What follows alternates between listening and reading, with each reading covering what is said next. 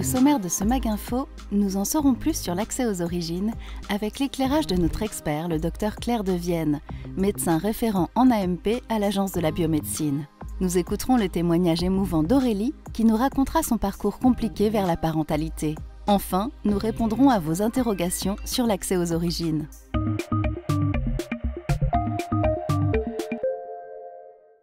Entrée en vigueur depuis septembre, l'accès aux origines est une des principales mesures de la nouvelle loi de bioéthique.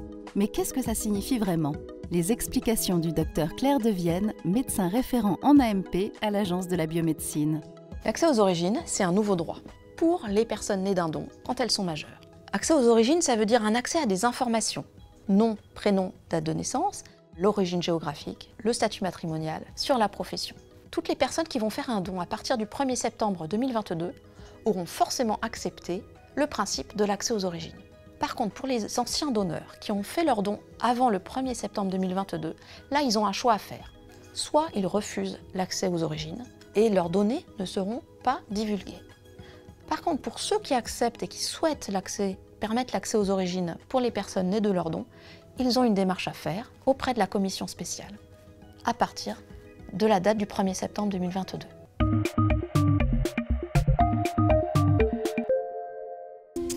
Après un cancer, Aurélie sait qu'elle devra avoir recours à la PMA avec ses propres embryons pour être maman. Elle accouche de jumeaux qui malheureusement décèdent car nés trop tôt. Mais Aurélie et son mari ne renoncent pas et la jeune femme est aujourd'hui en attente d'un don d'ovocytes. Retour sur leur combat. Avec la découverte de cette grossesse et puis des enfants qu'on a failli avoir en 2021, c'est vrai que notre projet de devenir parent est encore plus présent. On a touché du doigt ce que c'était de devenir une famille, donc on est plus motivé que jamais à poursuivre ce projet-là. Mais on ne peut pas le réussir seul cette fois-ci. On a besoin de vous, de l'aide des donneurs, puisqu'aujourd'hui on est en attente d'un don d'ovocytes.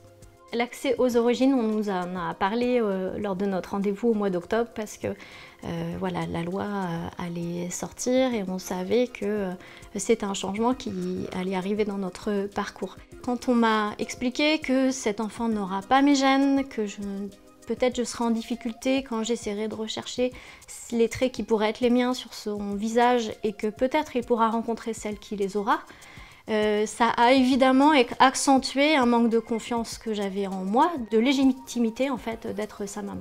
Et puis finalement je me suis rappelé ce qui faisait qu'on était une famille et en fait nous on était déjà une famille depuis le début de notre parcours en AMP. Et puis je me suis aussi rappelé le moment où je me suis sentie mère lors de ma première grossesse. C'était pas les traits qu'il pouvait porter qui faisaient que je me sentais mère.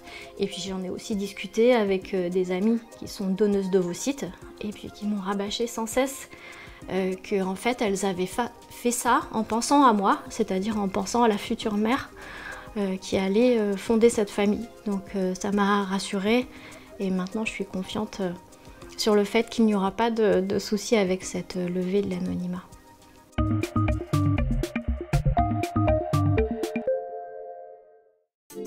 On entend certaines informations contradictoires sur l'accès aux origines. Ce micro-trottoir est donc l'occasion pour le Dr Devienne de répondre aux questions que vous vous posez sur ce nouveau droit. J'ai entendu parler du droit d'accès aux origines. Est-ce que ça veut dire que le don de gamètes n'est plus anonyme? Florian, le don de gamètes, il est toujours anonyme. C'est-à-dire que la personne qui donne et la personne qui reçoit ne se connaissent pas. Ce qui est nouveau, c'est le droit d'accès aux origines qui permet aux personnes nées d'un don d'avoir des informations sur le donneur ou sur la donneuse. Et quelles sont les informations auxquelles les personnes nées d'un don ont accès? Jennifer, les personnes nées d'un don qui veulent des informations auront des données sur l'identité du donneur, c'est-à-dire nom, prénom, date de naissance, et ils pourront aussi avoir des informations sur les motivations du donneur, sur sa profession, son statut matrimonial et ses caractéristiques physiques. Faire un don d'ovocytes ou de spermatozoïdes, c'est donner à des personnes l'espoir d'être un jour parents. Aujourd'hui, plus que jamais, elles comptent sur vous. Et c'est un geste solidaire et gratuit.